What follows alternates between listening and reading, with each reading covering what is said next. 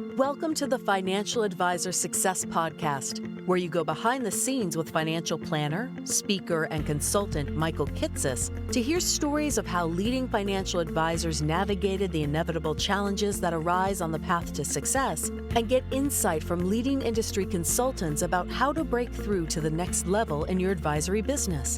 And now here's your host, Michael Kitces. Welcome, everyone. Welcome to the 497th episode of the Financial Advisor Success Podcast. My guest on today's podcast is Shane Morrow. Shane is the CEO of Iron Bridge Wealth Counsel, a hybrid advisory firm based in Austin, Texas, that oversees $3.3 billion in assets under management for 2,600 client households. What's unique about Shane, though, is how he has transitioned from being a solo advisor to being part of a siloed partnership and now leading an enterprise ensemble, all without taking on outside capital. In this episode, we talk in depth about how Shane decided that he wanted to be part of an advisory enterprise, despite the complex logistics involved, based on the greater camaraderie and mission focus it can provide compared to a more siloed business, how Shane and his partners developed a financial formula to determine ownership stakes, and how equity ownership has opened up to additional employees over time, and how Shane found that non-financial considerations, including the transition to shared decision-making, were sometimes just as challenging as the financial implications of combining multiple practices. We also talk about how Shane's firm operates with 7 centralized departments, including for advisory investments and operations, among other areas, to ensure a high level of client service and create efficiencies for advisors and other staff members, how Shane works alongside a chief of staff who both oversees several departments and specializes in execution across the firm, and how Shane's firm established a department of colleagues charged with maintaining culture and continuity across what has become a national enterprise. And be certain to listen to the end, where Shane shares the importance of the paraplanner role in his firm, not only for the support they provide to lead advisors, but also his focus on giving them the opportunity to develop into lead advisors themselves. How Shane has promoted professional and financial opportunities for next-gen employees by creating a mandatory age at which partners must liquidate their equity holdings in the business, and how Shane has found that establishing and working towards a defined mission statement has both helped the firm remain focused on its overarching goals and has brought a greater sense of purpose for his own career. And so, with that introduction, I hope you enjoy this episode of the Financial Advisor Success Podcast with Shane Morrow. Welcome, Shane Morrow, to the Financial Advisor Success Podcast. Michael, it's an honor and I appreciate the opportunity to join you. I'm really excited to have you with us today to get to talk about what I just think of as the very real world challenges that crop up when we start trying to build ensemble firms with multiple advisors that didn't necessarily start out that way.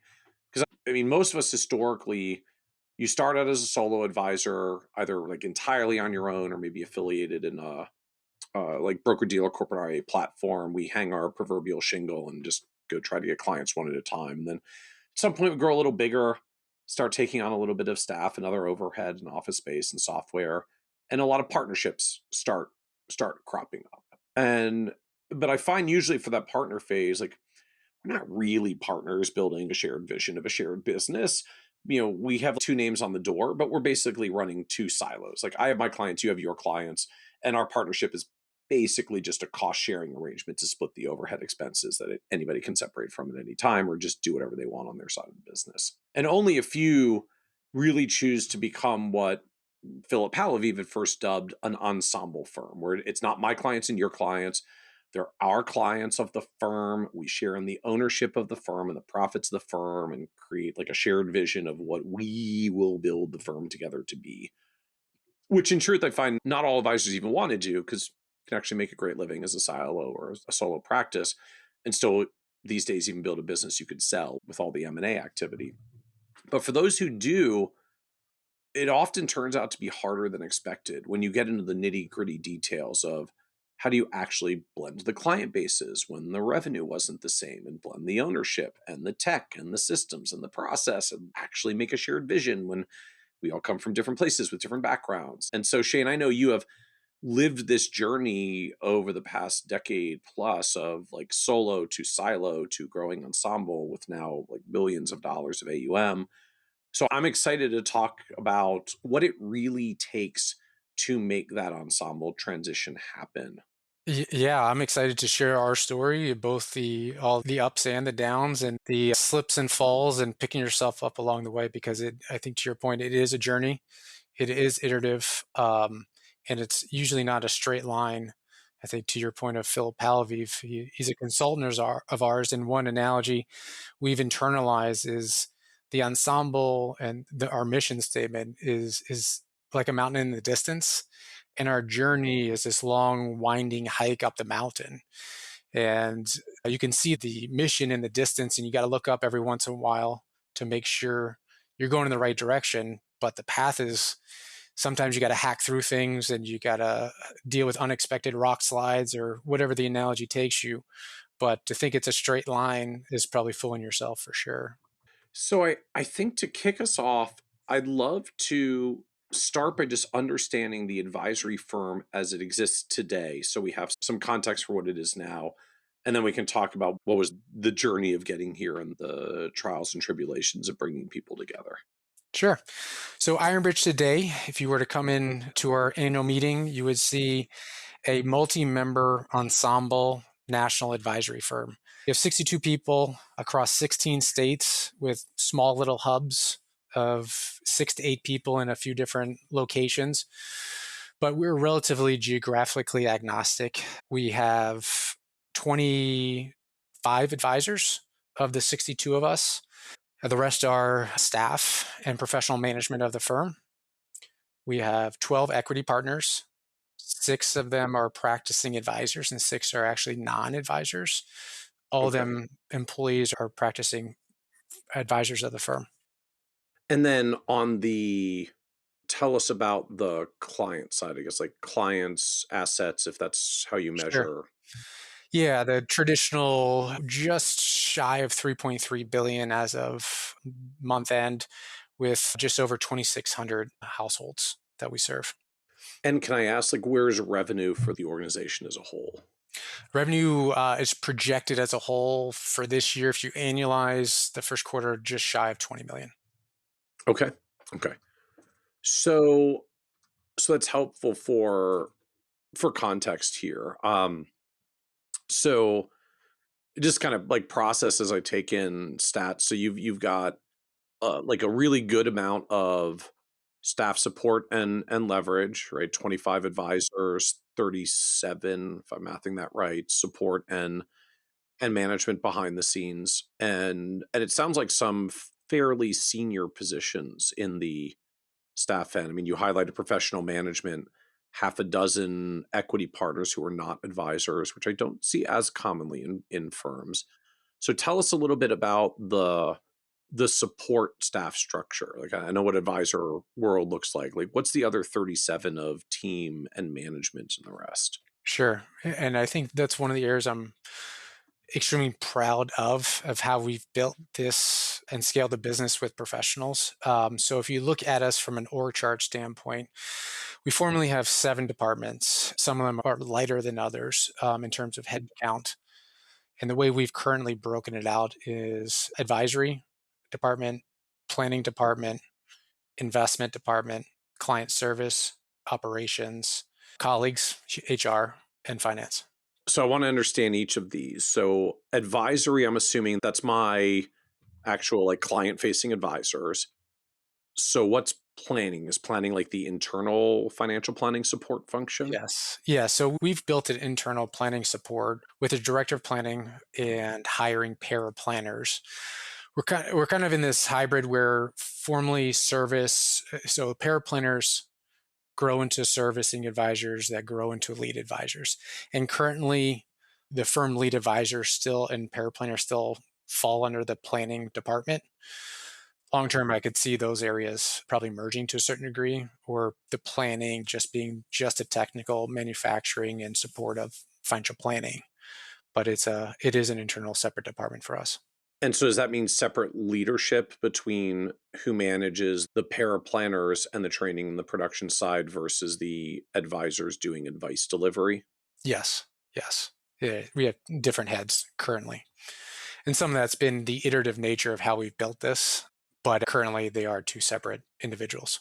So I'm intrigued to know how the planning support works. I mean, I see a lot of different models in firms. From the advisors have their associates, but the central department helps train them so the advisor can be an advisor and doesn't have to train. Others, like the advisor is assigned an associate or a paraplanner, but they don't live on the advisor's team. They live in a central department.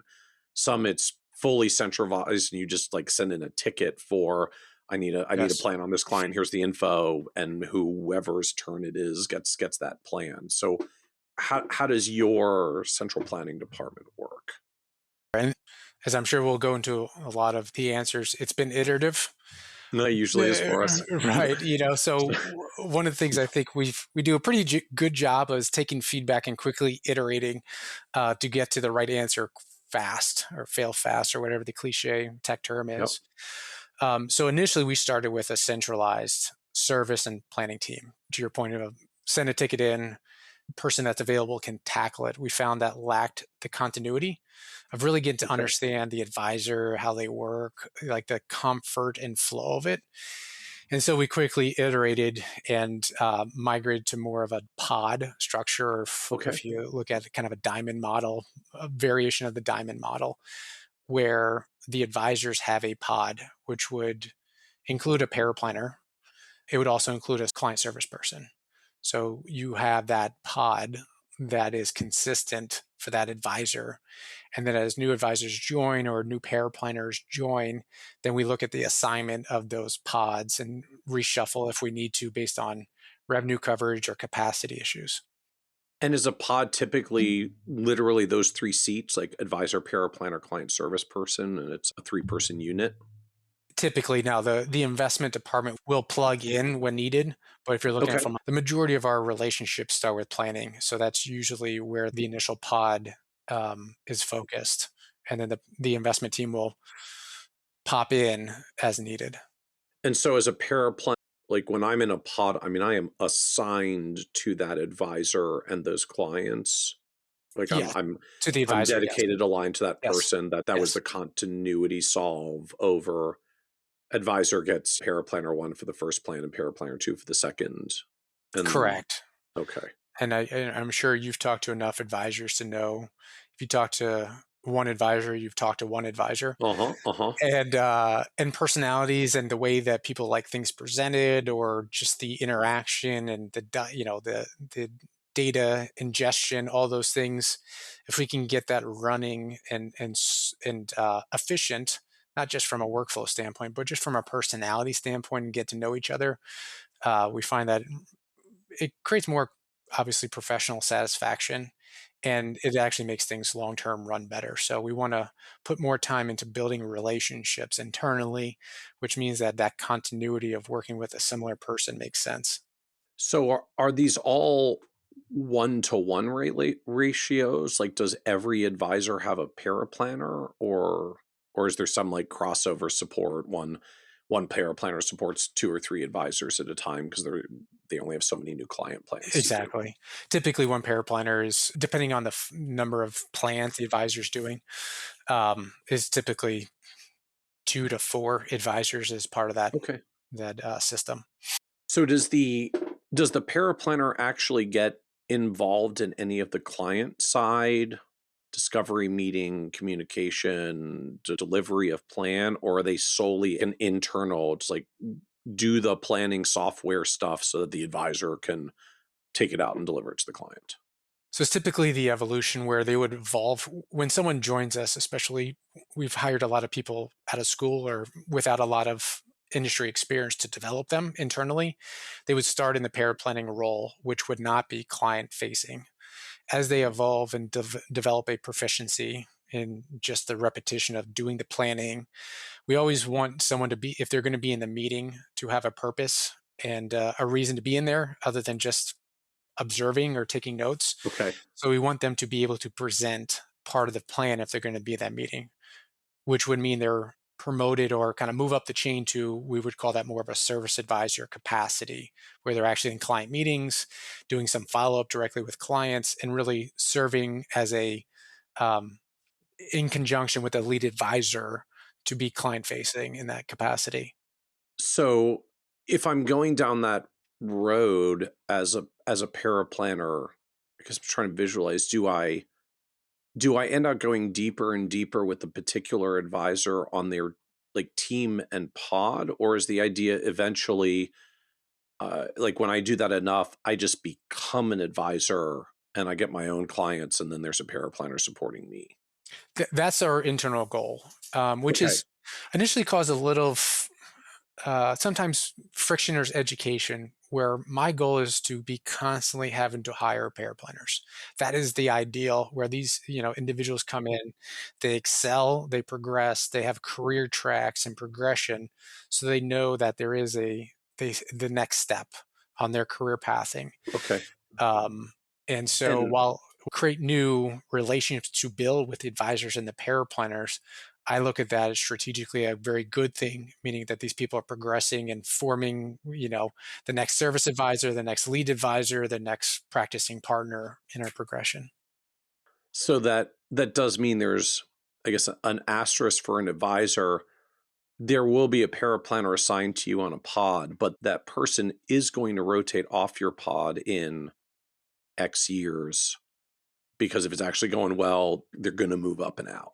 They're Right. going to move up and out to their own team, and then we'll have another paraplanner that gets trained to come in and support you on your pod.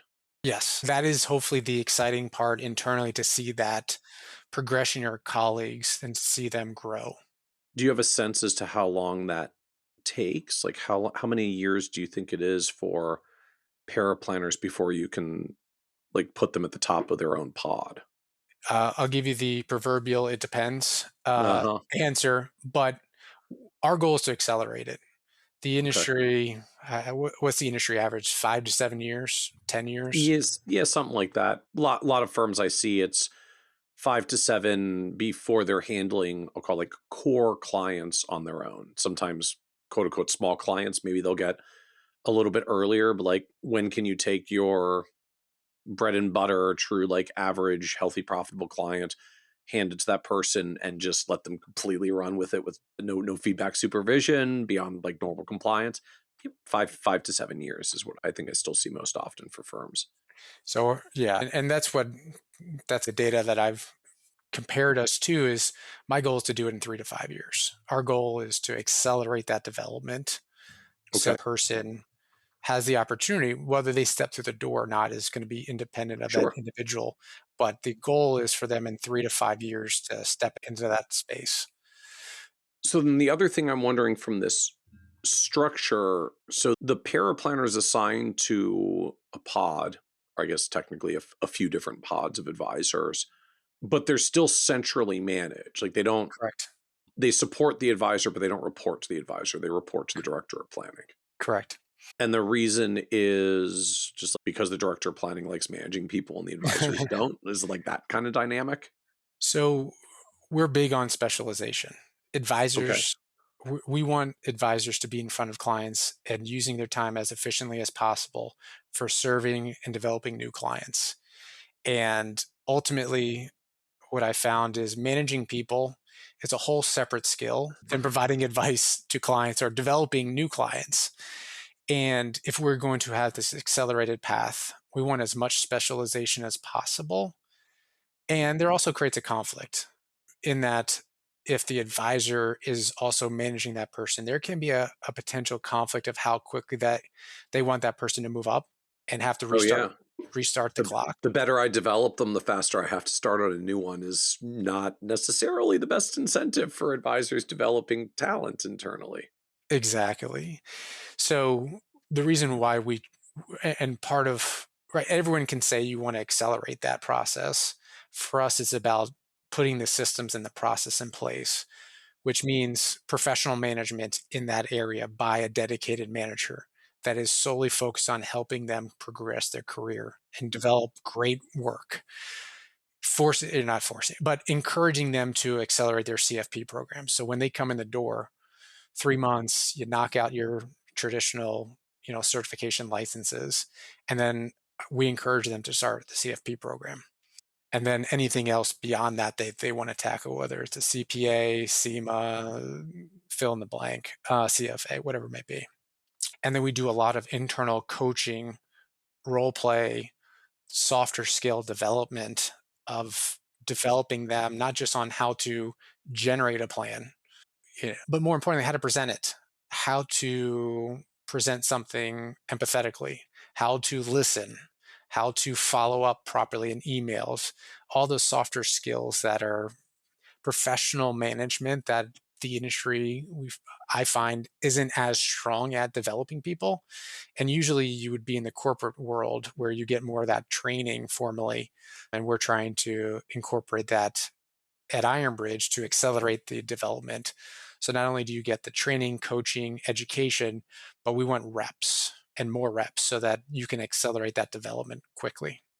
And so now I can see more of the context of what's the benefit of dedicated director of planning if we're getting down to we're doing role plays with advisors, we're giving them feedback on how to deliver plans more empathetically. Just this is often not the stuff that advisors are excited to do. Like I want Right. to serve my clients. You can come along and I'll explain you how I serve my clients, maybe give you some tips and guidance, but just no knock to them. Like I don't know very many advisors who are excited to sit down and do role plays with paraplanners to help them develop their skills. But that's what a Right. director of planning does.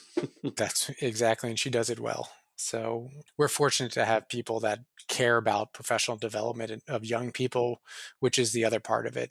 You can put all the systems and processes, but the people actually have to care about the people that they manage. So now take me through more of the departments. We've talked advisory and planning. I think the next you said was investments. So centralized investment team. How did it, like, are you running models? How does that work? Yep. So I started my career at a TAMP, and I sat on an investment committee at one point in my career. So we've taken the approach of we want to institutionalize our investment process, just like a third party manager would. We're open architecture. 60 to 70% of our revenue is advisor models that we manage, much like a third party fund strategist. And then the other 20 or 30 to 40% are UMAs, SMAs, third party strategists, so that we want to look at this as a consultative approach. The advisors have a situation, they reach out to the investment team to talk through the opportunities. Depending on the situation, it may dictate tax overlay with UMA, direct indexing, advisor managed model where the investment team will be trading it for them. So not only do they develop the models and the capital market assumptions and the marketing pieces and commentary go along with it, but they also do the trading for firm clients. So the advisors are truly kind of plugging into almost, we call it in-sourced instead of outsourcing the investment option. So now help me understand how you then handle when advisors are using SMA, UMA, third party tools. I mean, does the client pay the fee directly? Do you charge your advisory fee and pay the fee out of it? Do clients pay you for your work and pay the outside fee for their work? Sure. How do you So carve up the revenue? yeah, so we leverage InvestNet platform and Okay. it's built into the client fee. Whether we use our advisor managed models or SMA managers will typically reduce the advisory fee to factor in a third party is doing the actual security selection and rebalancing and things like that. Because your SMA manager might only, I guess I'm trying to figure out the directions. Like your SMA manager might provide like trade signals, but you're still executing all the trades centrally. So with InvestNet platform, if we're building a UMA, the investment team will build the model portfolio, but Okay. InvestNet's trading and managing it. So we've tried Okay. to leverage scale with our partners to be able to Okay. efficiently manage 3 billion. And so InvestNet is ultimately the one doing the actual trading across For outside models and yours, or just for the outside stuff. just the outside models. For our models, Okay. we trade with our in-house team of Okay. we have a few CFAs on the team that do the trading. And so to the extent that advisors choose just like third party solutions, you absorb the fee out of your revenue in the first place, and that's just, I guess, an incrementally lower margin business from the business end. I'm just trying to figure Typically, out how this flows yeah. flow through to the P&L. Yeah, typically it will be slightly lower margin. However, it's typically for more complex, larger situations. So margins may be a little bit thinner, but the dollar It, amounts make up it's for it. okay. Okay. Makes sense to me. And then again, what kinds of strategies are appealing for you to find in like InvestNet third party world as opposed to what you are already doing internally? Like what actually checks the box of, yeah, I'm willing to pay their fee out of my fee to get this for my clients. So almost all of our clients have a financial planning fee when they come to us. So the plan often will dictate some of the implementation, meaning if there's complexity with tax transition, if there's concentrated stock positions, if there's client driven preferences for certain types of stylistic investing, whether it's restrictions or biases or things that they favor. And the other part of it is depending on the account type, meaning large retirement plans, cash balance plans will typically outsource to third party managers to let them just systematically trade. So we have a overarching core investment philosophy, which starts with the markets are relatively efficient long term. To add value, you have to be very specialized and complementary. And so that philosophy is pervasive from our own models to the different types of third party managers that we may incorporate. And so the difference of where we would use them or not is more client situational specific.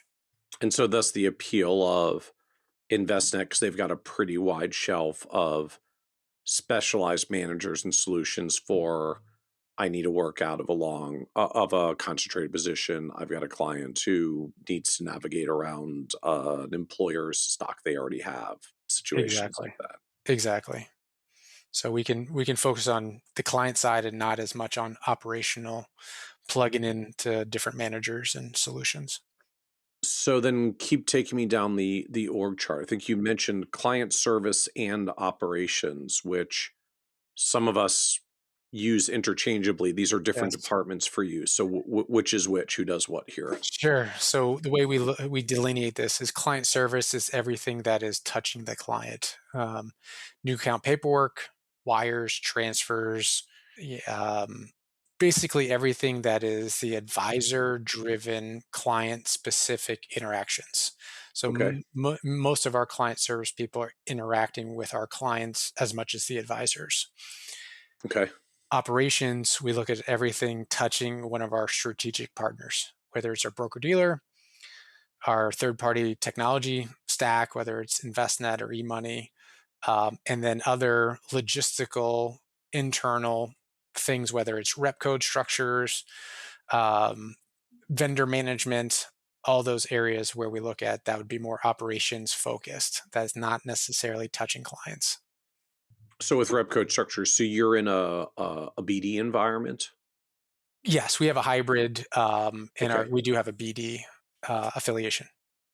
So are you under their BD and their corporate REA or their BD but your own outside REA entity? So we have both. We have a hybrid. For investment management, we leverage their corporate BD for various reasons: economics, compliance, access, and scale and pricing.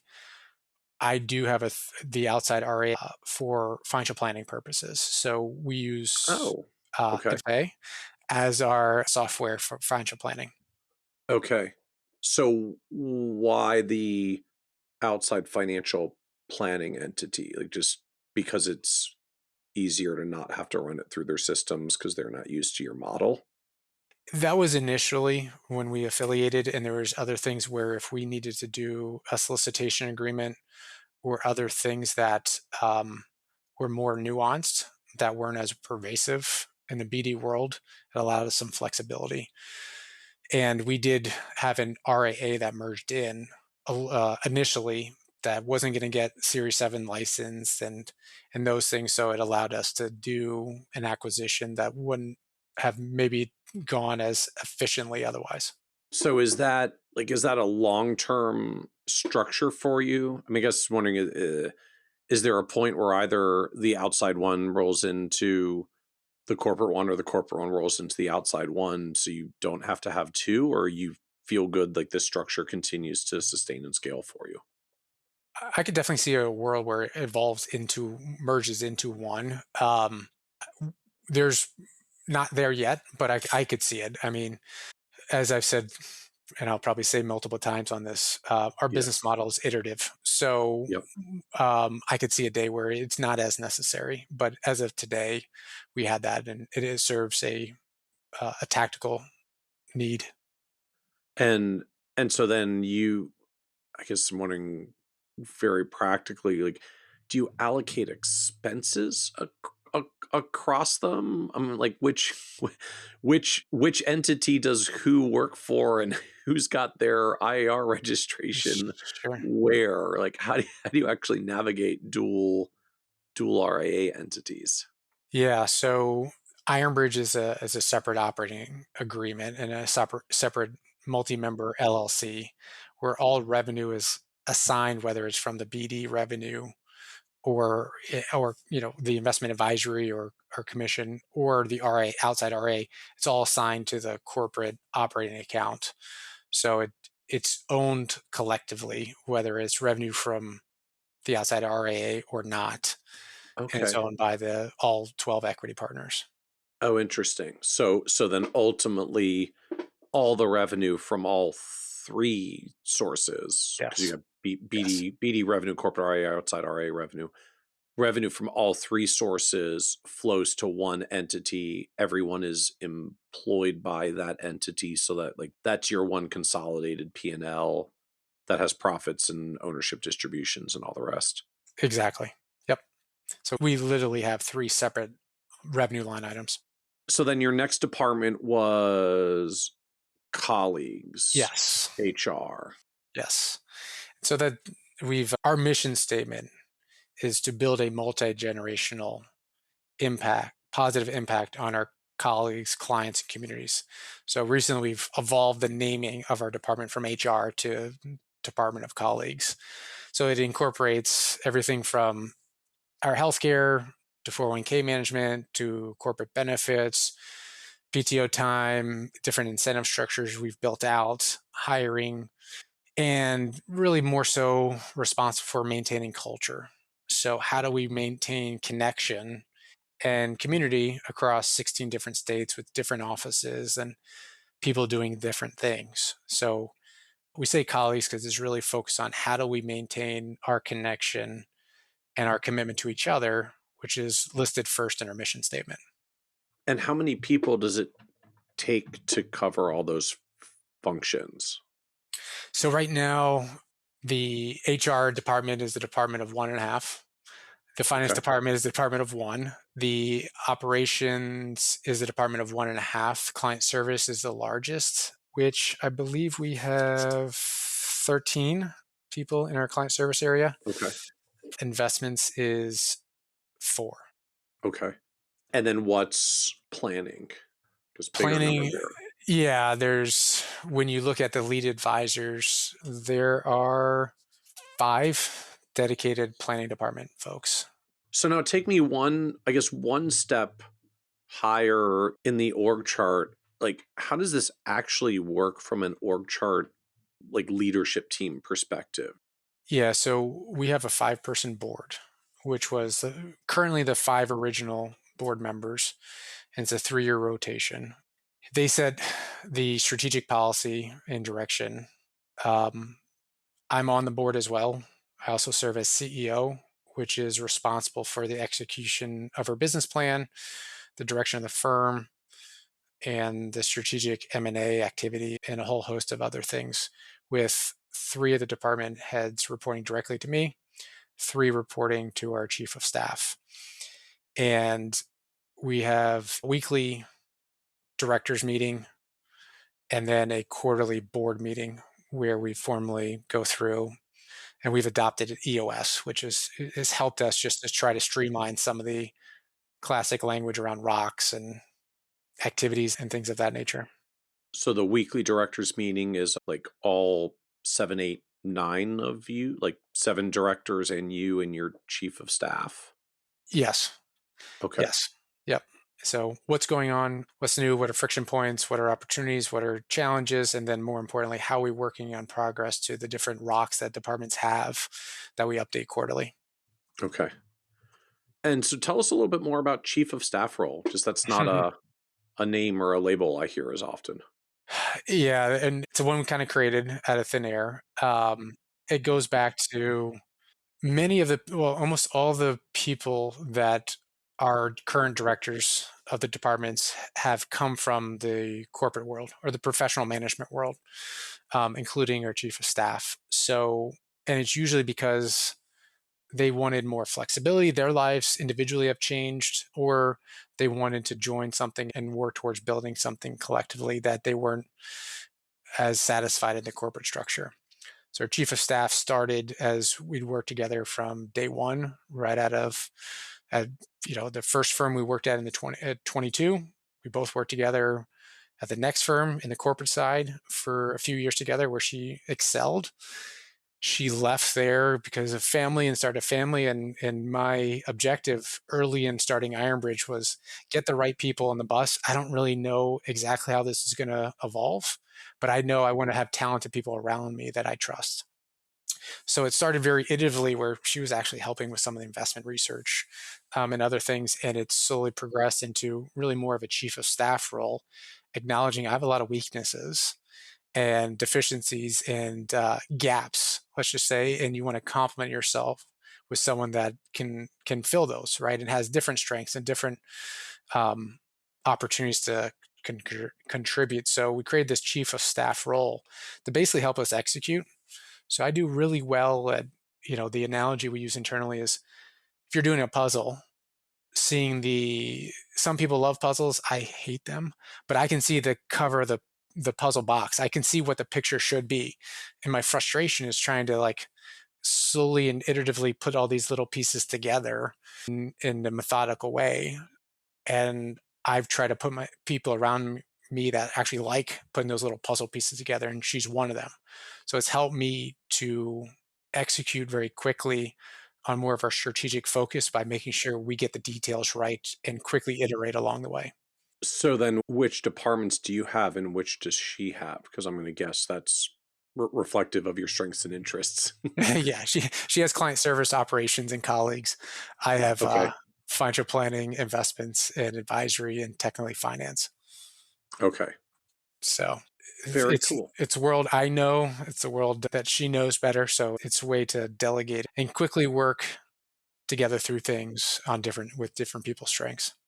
So in your organization, I mean, this is a fairly deep senior management role. I mean, like she's got big departments rolling up to her and responsibility for making sure they're actually running and executing well. Yes. So we have MBAs. We have 20 CFPs, 4 CPAs, multiple MBAs, 3 CFAs. So we want to not only be able to deliver great advice from a craftsmanship standpoint, but we also want to build a very value added and craftsman firm that is running as a professional organization and not necessarily an advisor wearing a lot of hats trying to fill roles they may not be specialists in. So, and so who are the equity partners then? I guess I'm thinking all the way back to your comment about non-advisor equity partners. Is it Yep. like many of the people in these director leadership positions? Exactly. So the original 5 practicing partners were contributed their clients to form the original equity ownership. I'm proud to say our newest equity partner is 30 that became an equity partner in January. So he's the 6th practicing equity partner. And the other 6, when we did an acquisition, I opened up the cap table for them to contribute if they wanted to, assuming they had at least 3 years with us in some capacity. And all of them decided to put their capital behind and buy into the firm. Okay. So as part of when you were doing an acquisition, because dollars were changing hands anyways and the cap table was moving anyways, so that was their like window to do a buy-in. Correct. And so how do you think about, I guess, like buy-ins and opportunity? I mean, do you value internally? Do you value externally? Do you discount? Sure. Uh, like, how did you do it? So if you go back to that analogy about the mountain in the distance, the goal is to build a multi-generational sustainable business. And to do that, as the external multiples, while there's a lot of hair on them in terms of different provisions and contingencies, they're getting quite steep. So we've always focused on building everything in our firm to execute on our mission statement. Everything from the operating agreement to how we look at equity valuation. And in that case, we do an internal discount of approximately 40%, 40 to 50% of what most likely would be the going external market valuation to allow iterative buy-in. And not only when we do acquisitions, but we're moving towards where I will also open up personally the cap table for my equity to iteratively be bought as people want to kind of buy in. And more importantly, people that qualify want to buy in. So lots of questions here. So what determines if someone qualifies? That has also evolved. Um, so we have some quantitative metrics because you have to, otherwise it's a personality test and that's not helpful to anyone. And there's some qualitative ones. So the quantitative ones are relatively straightforward. You need to be with us for at least 3 years. We have to see the culture. You have to feel the culture. If we're going to get professionally married, we want a dating period to make sure this is a mutual fit. Second, you have to be contributing to the firm in some meaningful way, whether it's generating revenue as an advisor or leading a department or significantly taking on ownership from something that is tangibly moving the firm forward. Qualitatively, we have internal values that we want people to live by. Intellectually curious, are you progressing your own career? Are you learning new things? Are you taking new educational initiatives on your own? Are you benevolent, right? Do you commit to giving back? And that's a big part of our culture, with 1% of all of our firm revenue being dictated or allocated to our corporate foundation. The benevolence part is not just a tagline, it's woven into the fabric of who we are. So are you benevolent? Do you help your colleagues? Do you work through your community? Um, are you ethical, which should be obvious, but it's one of those things. Are you focused on continuity? Are you training the person behind you? Are you focused on helping your colleagues progress and develop? And so it's a quantitative and qualitative criteria. My bias is to have broader equity exposure than not. So I lead with the idea that it's easy to tell people to act like owners, but typically, unless they're actually an owner, it's a different psychological and economic calculation. So if we are truly focused on a multi-generational sustainable firm, having equity participation, and as we grow and scale, as we've done quite quickly, unless you have some participation, it can feel like it's just more work. So if you've had that participation, you actually can see the economic benefit of the collective scaling. So is this a thing that iterated? Like, were there earlier qualifying metrics that changed to this? I'm just what was version 1.0?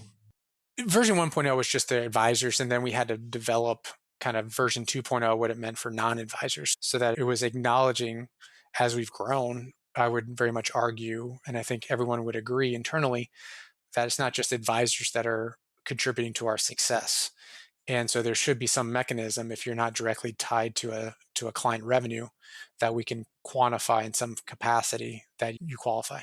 Is the advisor side a more concrete number? I mean, like X dollars of revenue you manage or new clients you brought in kind of thing?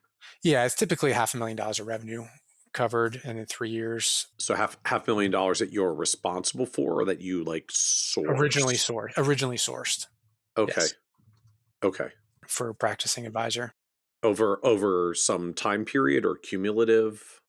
Yeah, for the people that have joined us, right, as we've grown and scaled, not all of it has been all organically developed from folks coming out of college. We've had advisors join us, and in that case, for them to merge in as a partner, it would be typically a threshold of $500,000 of revenue that they've sourced and developed. And how do these get financed? Do they have to go get bank financing? Do you seller finance? Does the firm finance? Currently, we've all internally financed it. We bootstrapped it. We've not taken any outside financing, and the partners have, in essence, financed it through the balance sheet. Okay. So technically they buy the shares from the business and the business carries the loan. It's not a like partner to partner sale. Technically, you create new units, so you get diluted. Okay. Yeah. And so that dilution is the idea that the firm is going to grow Yep. incrementally faster to justify your dilution. And then the business carries a note back to them for paying the purchase for the buy-in of the units. Correct. Yep. Okay. Over, I'm just curious, like 7 years, 10 years? How long do you have to finance it to make the math work? So far, we've done it over 7 years. Okay. And then how do you figure out how much is available to purchase? I mean, is it just purely you have to decide how much dilution you want to take, or are there percentages or dollars or like other thresholds you shoot for to try to figure out how much? So far, it's been through 2 acquisitions where we've opened up the cap table. So we haven't had to, in essence, sell per se Okay. any current ownership. However, that's going to be part of the iteration. So if we don't, I still want to open up the window, which I'm currently the largest equity owner, and I would be putting my equity probably up on the market. And we have to talk through with our consultants probably what that looks like to make sure we're mapping it out thoughtfully. And I'm very fortunate to have a wife who's a CFA that is responsible for modeling all this and the waterfalls and the Fantastic. succession and the earnouts. And the other unique thing about our structure is that equity partners, which is written in our operating agreement, by 65, if they're still with the firm, they will be selling equity. So it provides a almost self-liquidating mechanism, Yeah. which creates an opportunity for people to buy in from the retiring advisor or the advisor selling their equity. But it also creates a lot of corporate, financial modeling to make sure from an internal cash flow standpoint, we're being thoughtful and intentional with the stewardship of our corporate capital. And is the intent of equity partners must sell by 65 specifically because you literally want to force a flow of ongoing new buy-in opportunities? It's like that's the intention. Yes, it always struck me as there's a couple weird things in this industry. You see a lot of senior advisors that no one, and this is true for every person probably, no one ever wants to feel like they lost their fastball. And so, how do you take away the human conflict of someone that may not be evolving or progressing or contributing in a significant way, but you don't want to make it personal? So, you codify it. And Okay. Yeah. my father was a DEA agent. And in federal law enforcement or the military at 57, there's a thing called mandatory retirement. So it does a couple things. It helps that senior advisor kind of get intentional of thinking about this because most people don't. So what does that look like for me after this stage, which I think is a helpful kind of trigger Yeah. emotionally and psychologically. And two, it gives the younger generation the signal that there's going to be a seat open on this bus. And if you earn it, it's yours to kind of buy into. So Yeah. step up to the plate. Interesting. And the age 65 is you have to sell all Yes. your equity at that point. There's not Yes. I get to keep part or stagger it over time. No. Okay. So it's a 5-year payout. You're selling your equity, and that's how it works. Large accounting firms do this. Yeah. You know, if you look at other industries, whether it's law or accounting, this business model is just called business. For a lot of financial advisors, as you mentioned, we've evolved from kind of a sales culture siloed mindset to slowly adopting more of an enterprise model. But the blueprint exists out there when you look at other industries. So now going further on this theme, now talk to us about I guess what we call them, the founding five. I think you'd said originally, like you were separate, more siloed practices. You wanted to come together into an ensemble. So share with us that story. Like how did it work? And then what started to change as you wanted to make it something more ensemble? Sure. So I'll give you the mountaintops and feel free to dive into any of these areas, but I think it's helpful for the full context because the ensemble, there's a lot of trust that's needed and there's a lot of emotional capital that's committed, and that takes time to build. And so when I started right out of school in 2004, I started working at a third party, a TAMP, and our clients were a lot of the independent broker dealers. At Okay. the time, it was Lincoln, MetLife, some of the independent BDs, New York Life, etc. And that was before some of the InvestNets of the world or Orions really came online. Yeah. And we were first mover with $1 million minimums and separately managed accounts and custom solutions and a very white glove service for some of the top financial advisors throughout the country. So I was very fortunate at a very early stage of my career to be plumped right down in the center of these conversations and building Yeah. relationships with some of these top advisors. Then you fast forward the decision to leave that firm, which was a tough one. And it was a personal journey of kind of discovery of hitting a wall and frustration with the industry and the current business model and looking for something that I was missing and something that left me feeling empty. The journey took a kind of circular route, but I wound up landing in New York City and helping to roll out InvestNet to a broker dealer field force. So I got to see kind of how the sausage was made, Okay. the corporate Yeah. side, and had an opportunity then to move from New York to a institutional fixed income firm, which was great and brought me to Austin. But that bugging voice in the back of my head had that entrepreneur bug in there. And my wife was very supportive, basically told me I'm never going to be happy unless I'm doing something on my own. And the business model from day one was to build a team based structure. That's the world I grew up in. That's the world I knew from everything from a professional standpoint to a sports background. I craved that camaraderie, the brotherhood, the sisterhood, the doing difficult things together.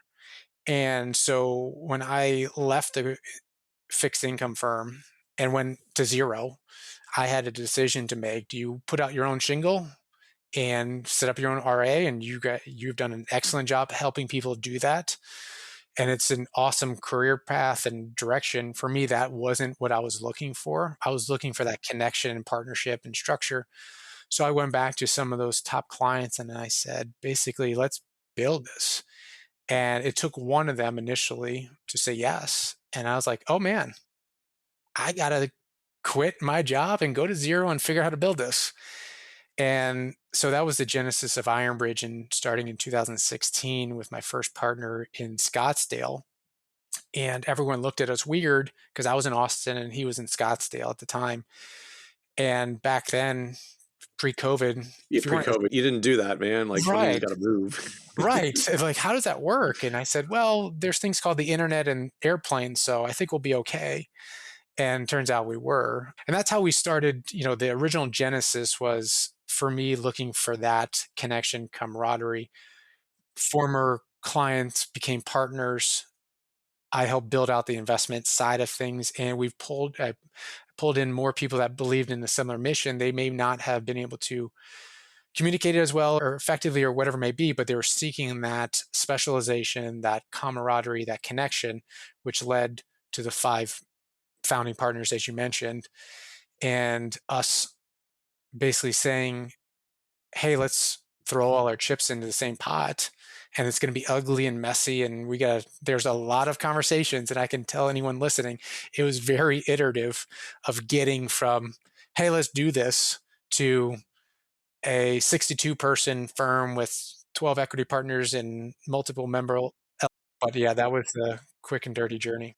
So I guess like snapshot for me right before you pull the trigger to start bringing this together. Like, what did the business look like at that point? I mean, I'm assuming like 5 partners, their own client revenue bases of various sizes, some internal expenses that are being split somehow. Like, just how did it work? What did it look like at that point? Yeah, it was very much the classic shared expense business model with a shared DBA. So legally, I owned and started the LLC, but for argument's sake, it wasn't worth anything Right. because there were siloed ownerships of clients, and there was a shared marketing name. and shared staffing at various degrees, but it was very much the siloed practices running as a DBA firm. And how did you split the staffing and the costs? So the costs are, we run it more like a traditional partnership model where the equity ownership is from direct expenses down to overhead, down to profit units. And the one thing I think we can all take pride in internally is that we've always looked at it as what's equitable and what's fair and what's best for the firm. So if one of my partners has more of a volume business and needs a little bit more staff, that makes up for one of my other partners has more ultra high net worth and fewer staff usage. So we've been very, and I would attest this, and seeing other partnerships, I think this has been a resounding success that our ultimate collective agreement is to execute on the mission statement. If you may take a little bit more staffing need and I may take a little less, or vice versa, those things come out in the wash if we execute our mission. And if the pie gets big enough where those things just, they become inconsequential into the scheme of things long term. Well, I get that's where it went. Where was it before you brought everything together? Yeah. So you did evaluation of individual practices. That went into creating an aggregate account firm value, and the units got allocated based on those individual practice valuations. So we get 5 value.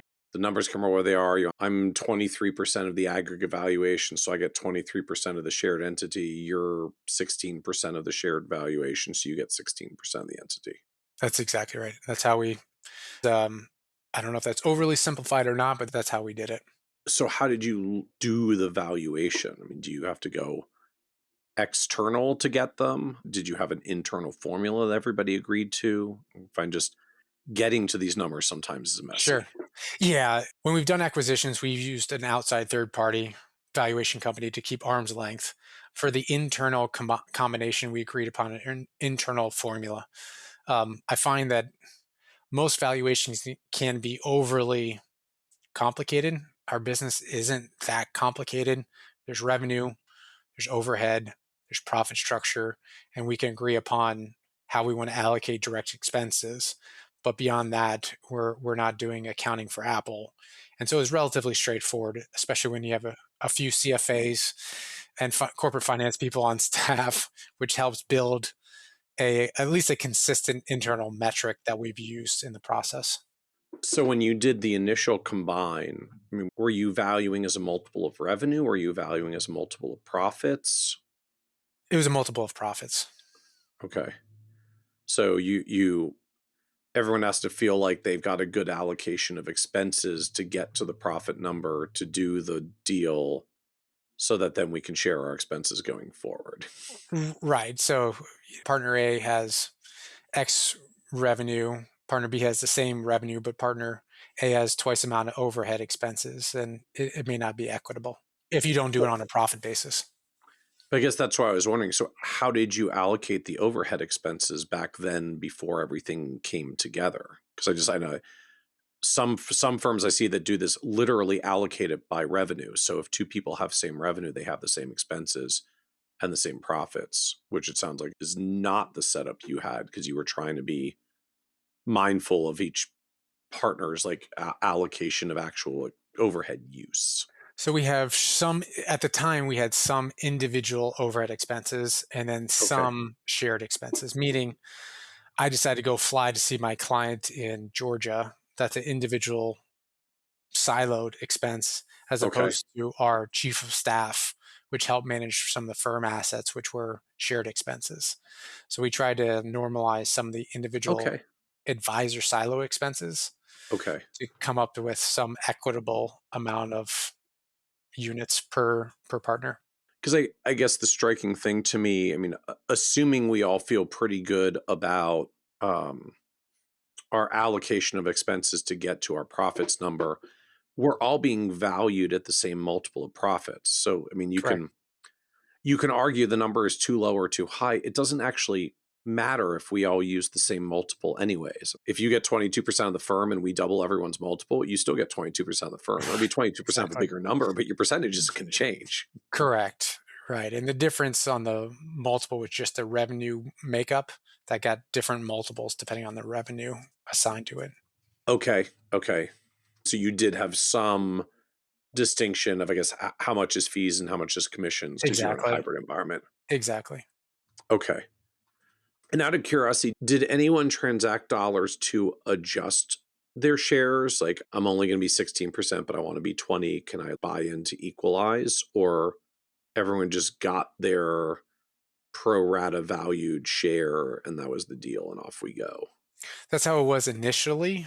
Now, Okay. on the subsequent acquisitions, some partners have bought in, which would have Okay. changed that allocation, and some did not.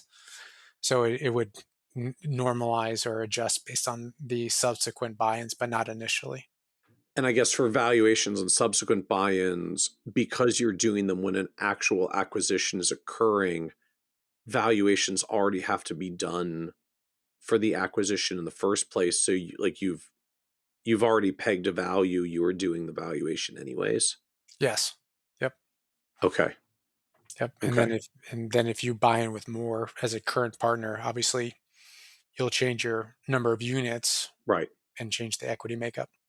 So now I'm very curious. So I get the finance end. So what were the non-finance issues Humans that are cropped up? messy. Yeah. Humans are humans, and as much as we want to make this about dollars and figures and clean economics, we're all humans and we're all individually have our strengths and our insecurities and our biases.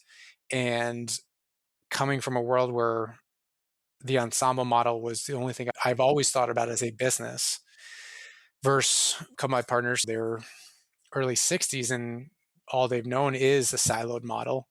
Or if you've grown up in a different environment, it's somewhat of a psychological and emotional shift to go from my clients to firm clients, my decisions to firm decisions, my outcomes to firm outcomes. And everything as simple as how much am I going to make next year? I don't know. Uh, That's a Yeah. tough one initially to get everyone's arms around. Obviously, with more data now and multiple years of this, you can do better pro formas. But initially, that's a tough one to answer. The intangible of as as vulnerable as is how much you're going to make, and you don't know. Because for better or worse, I know my practice. I know what my clients look like. I know what growth hustle I'm going to put in. If it comes up short, at least I live it real time and I know exactly how it's playing out. And that's not the case once you're a partner taking your unit percentage ownership of aggregate profits of a business where we make collective decisions. Exactly. And that's you going from very linear to multivariable calculus. And because you may kill it, Michael, but if I somehow slip up that year, you may be driving revenue, but the firm may reduce profits. And that's a psychological hurdle that people have to get over and accepting that part of it. And I find people that played team sports or was in a theater troupe or other people that were used to relying on other people for their collective success, they that is more natural of an understanding. Yeah. Um, but it is, Well, I guess the same thing. I do my best and leave it all on the field, but my contributions do not solely determine whether we win the game. Like exactly that's just how it works in team sports. correct. And that can be both, I think, very rewarding and also very challenging if people are not used to that or can internalize that and truly embrace that part. So I think that's the emotional and psychological part is by far and away the hardest thing to I found for people to wrap their brain around of What else came up? Just thinking practically, I don't know how much I'm going to make next year. Like feels very concrete. Of oh well, yeah, that's a real change. yes, Where else did it crop up? business decisions. Okay, Especially as we've grown, the firm is run more and more by our departments and our professional management, not by advisors. That is also an evolution when people are used to a solo or silo structure to now these are firm level decisions, not necessarily individual authoritative decisions by the head of the pyramid, which is usually the advisor and the owner of the business. Um, So that is also a psychological change. And I think, as you mentioned, the way people do planning, the way people want to market, the website, the color palettes, everything in those things are firm decisions. And you need to communicate a lot and socialize. And that is a big change, I think, for advisors that are used to communicating with clients, but not as used to communicating with their colleagues and partners on a business level basis in a very iterative and regular fashion. So, how did actual decision making structure work as you went down this path? Again, that's iterative and it's Yeah. evolved where you go from silos and you want to make sure people do have a say because they are giving up. And I think the acknowledgement that everyone, if people are listening and contemplating this or getting frustrated or hitting roadblocks, is it's normal. This is people. And it's Yeah. also, you need to have a lot of empathy because anytime you change and the environment shifts, unless that's all you know, new things are tough. And if it's a lot of advisors are successful in that siloed model. And so there has to be a significant reason to change or evolve, but you have to be running towards something, not away from something. And it can't just because of the economics. So I think there needs to be a lot of empathy to understand that these things are iterative and they are going to be emotional and it is going to be tough and you do need to socialize. But initially it was I kind of accepted the role of CEO both unofficially and then officially, where a lot of decisions were being drawn up. I was socializing and getting informal or formal approval from quote the board, which I was a part of. And we've moved away more and more from should say more hands on at the board to more of a strategic board role, more classic board role on a strategic basis to approve things like annual budgets, M&A activity, significant hires, things like that, and out of more of the day-to-day business management, which has iteratively been taken on more and more by the department heads. And how long did it take for board folks to actually start getting comfortable with you running with more autonomy in the CEO seat? I guess that's always a position of perspective. Depends on probably who you ask and what day. I would say more formally 5 years ago, 4 years ago. Yeah. How many years in was that from the deal? So 2016, we started Iron Bridge as more of just zero. Let's try to figure this out. Pull in partners. 2019 was really the culmination of the five partners saying, "Hey, let's make a go of this psychologically. Let's buy in." You had COVID to delay some things, so I would say 2016 to 2019 was kind of the, "Hey, can I even survive in this business? And does this even Right. have any legs?"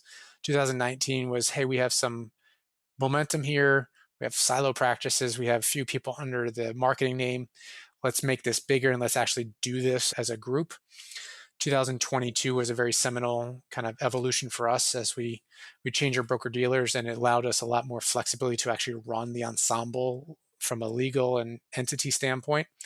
And that's where we've really taken off, I would say, from 2022 on, of going from it was 19 people and just shy of it was about 800 million or so.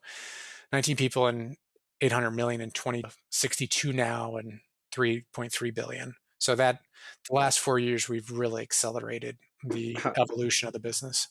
how much of that is acquisition merger opportunities and how much is like just good old fashioned organic grinding? 50-50. So when we track it, it's about 50% two acquisitions. One was a succession, one was a tuck in with a great advisor and his team that was hitting some growth barriers Okay. and kind of merged in. And the other half is just good old fashioned grinding and organic growth. So that I'm just curious is what's the actual business revenue model for you? Yeah. So 83 plus percent is advisory, investment Okay. advisory fees. About 4% is standalone financial planning fees. A lot of it now is subscription based model renewals. And then Okay. the remainder is non advisory, whether it's 1031, annuity insurance, kind of implementation of risk product. Okay. Okay. Uh, And so I guess what's growing, what's shrinking as the business is evolving? AUM has grown significantly. I mean, obviously the market has been very good. So that there's a bias based on Yeah, the last 3-year data in the market. It understood. Our goal is to drive standalone planning fees closer to 5 to 10% of the total firm revenue, and Okay. to make a much larger percent of those planning fees recurring monthly planning fees structure. So how does that work? I think just like how do you price that? Is that in addition to AUM? Is that for clients who don't fit AUM? What's the fee? Like how does that work for you? Sure. So most of our clients come to us first and foremost looking or engage us for financial planning. So there's very few firm clients on the private wealth side that engage us just for product. Well, there's very few that engage us just for product, and even fewer that engage us just for investments. So most of Okay. our clients start with a financial plan, and we look at planning as a verb. So it's iterative through their life, which drives more of the recurring planning fee model. And then our investment advisory fees are complementary or more so on the implementation side. If we're going to take over the investment assets, then we have a separate AUM fee separate from the advisory fee, or excuse So me, what separate from the planning fee. so where are you setting the planning fee at this point? I guess like up front and ongoing. It varies depending on the client niche, the advisor situation. Generally, you're going to see anywhere between 3,600 to 12,000 for an annual planning fee. One-time Okay. planning fees can range higher if there's some significant business exit planning or estate planning. Um, but it's generally in the ballpark from data that your firm puts out in terms of benchmarking data. And the idea in your context, again, particularly in the ongoing advisory fees are in for an investment implementation, planning is for planning. So like I could have a client that's paying $3,600 a year for planning fees for ongoing planning updates and whatever their advisory fee is on the portfolio side for whatever assets we manage. And do you do any kind of like minimums offset? If you have X dollars in advisory, we waive the planning fee, We've or done it s- just runs we're two fees, two services. we're constantly iterating with different ideas, and as the Yeah. industry evolves, we have done on the high end side actually cap fees. So on the flip side, as ultra high net worth gets larger and larger, the incremental work goes into investing, managing 10 million versus 20 million is, 20 million is not twice the amount of work. So we've moved to looking at actually a cap fee model on certain clients.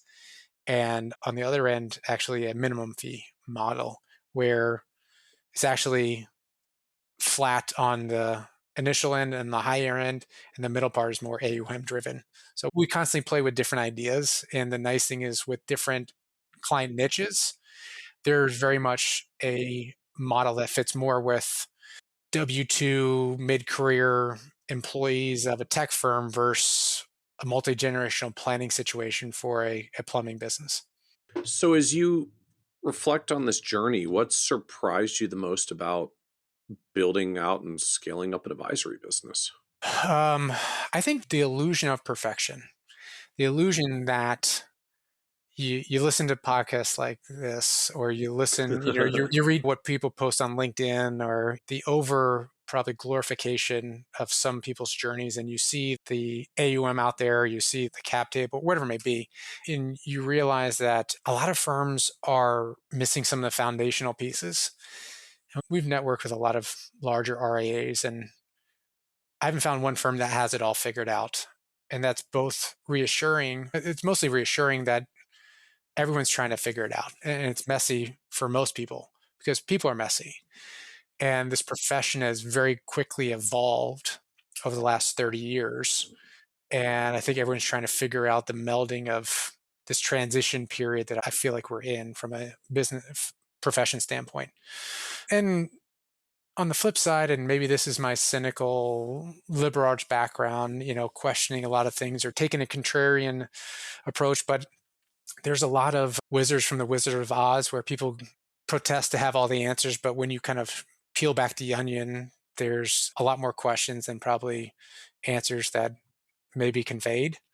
Yeah.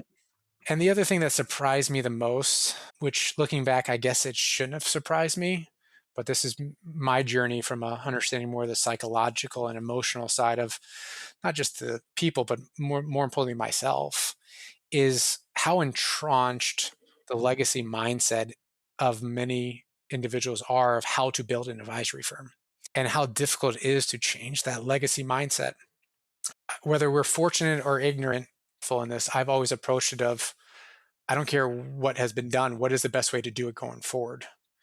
We've been very fortunate to be involved and work with a number of great consultants from the Ensemble practice to Herbers and Company. And I've always asked them, what's the best thing I should do? Forget what we've done. How would we do it going forward if we could build it from scratch? And I've always tried to break down the legacy mindset of what has happened or what's worked in the past, because I've seen in history, and if you read business books, what got you here may not get you to the next stage. And find people that have done it or have built it. So that's the thing that surprised me the most, is people's weird unwillingness just to say, like, what should I do now? And then just do that thing. Are there particular, I guess, like legacy versions, legacy things you find the firm's still been stuck on or getting stuck on that you're trying to navigate? Yeah. Or is it cropping up for you where it's So the change isn't changing? So everyone talks about succession. And the last time I looked, no one's got out of this world alive. And we all will exit this business at some point, Mhm. whether it's voluntary or not. And so if people truly care about their clients, the fact that people haven't built internal succession and be very intentional about this has confused the heck out of me.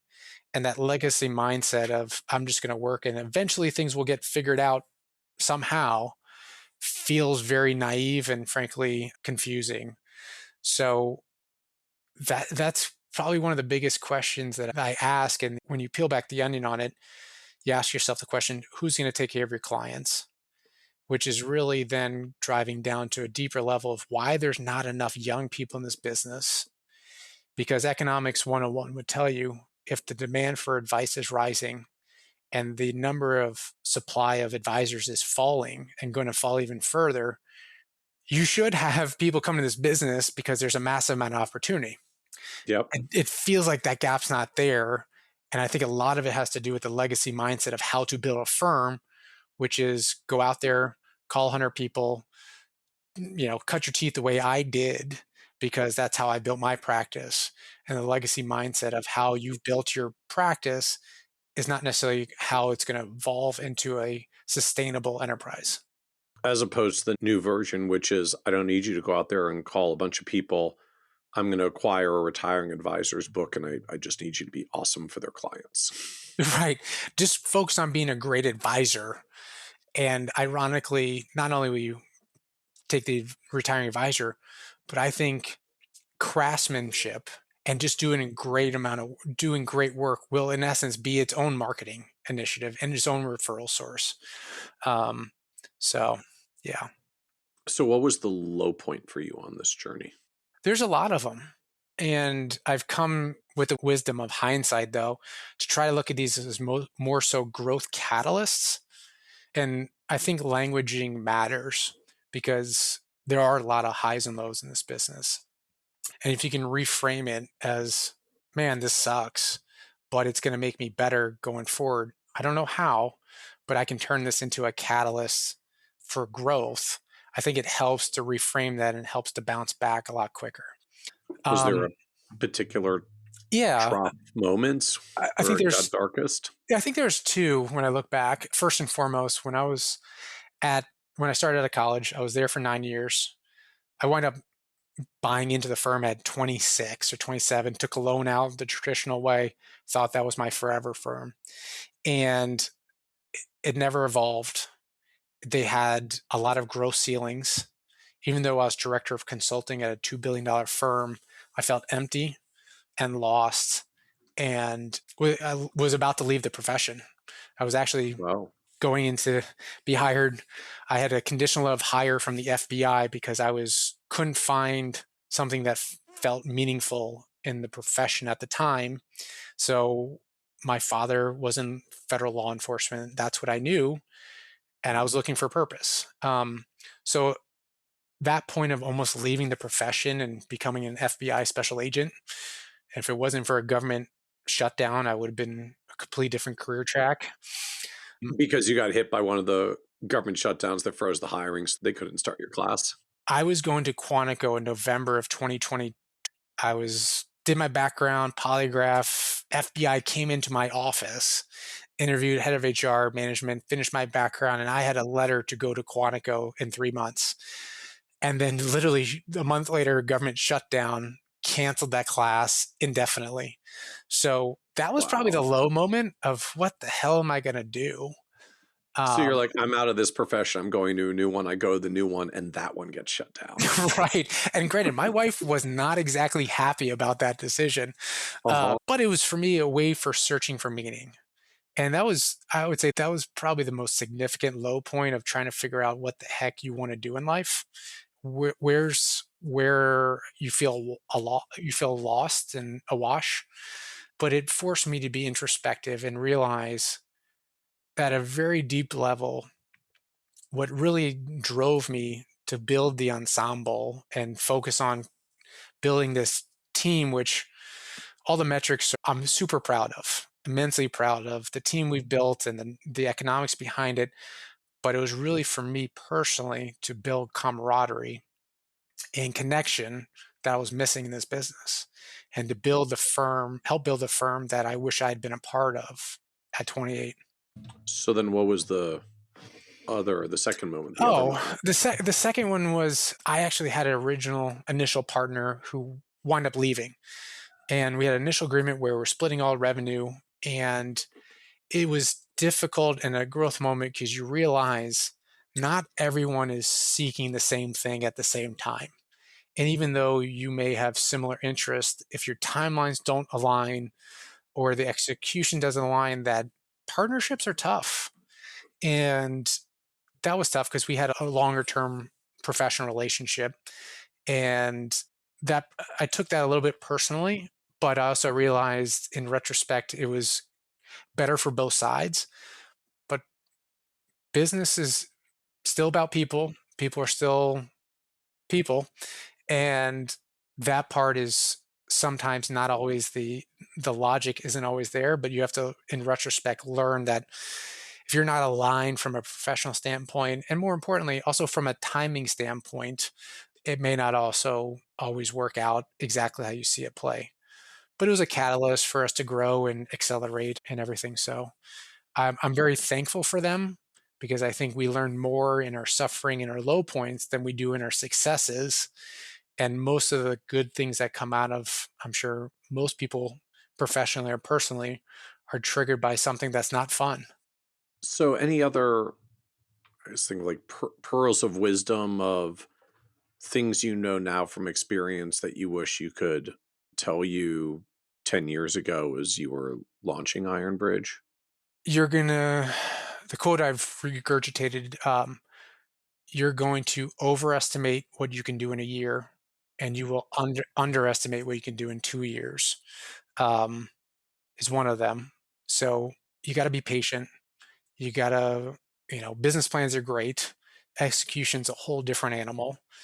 And this too shall pass, both good and bad, right? There's going to be ups and downs and it will pass, right? Time evolves. And as long as you can pick yourself up and continue to learn from it, it will change and grow. But I think those two things of, um, it's probably going to take longer than the classic bamboo analogy or whatever truism you want to use. It is very much the case of to build anything of substance will take time. And you have to embrace that and accept and fall in love with the process and not the outcome. So any advice you would give younger, like newer advisors coming into the profession, like getting started today? Throw yourself fully into it. Don't look for the quick answer, the simple tip, the hack. Throw yourself fully into it. And especially if you don't have as many family or financial obligations, you will never have more time and more freedom than you do now. So embrace the process so fully that you fall in love with it. The outcome will come, but if you can just embrace that you're going to be a sponge for learning, read every business book, both on the business and not, listen to this podcast plus others to learn from people, and more importantly, reach out and connect with successful or people you admire. I think that's an underutilized skill of networking that I found successful people, if you're truly genuine and earnest in wanting to learn, they're usually willing to share their time and talk to as many people as possible as you can. Because there is no one specific way. There's not one perfect answer. There's no one quick fix to develop a marketing funnel or whatever it may be. It's going to be trying thousands of different things and figuring out what works best for you. And more importantly, what you don't want to do.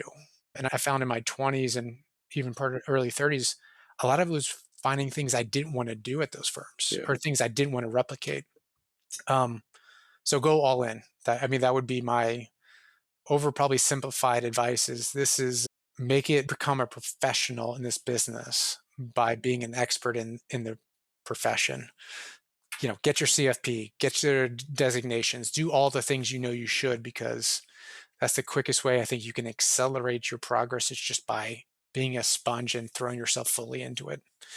And the other part is we often glamorize working with a client or bringing in a big AUM case or fill in the blank of what you see on the headlines or what at least feels good on the surface.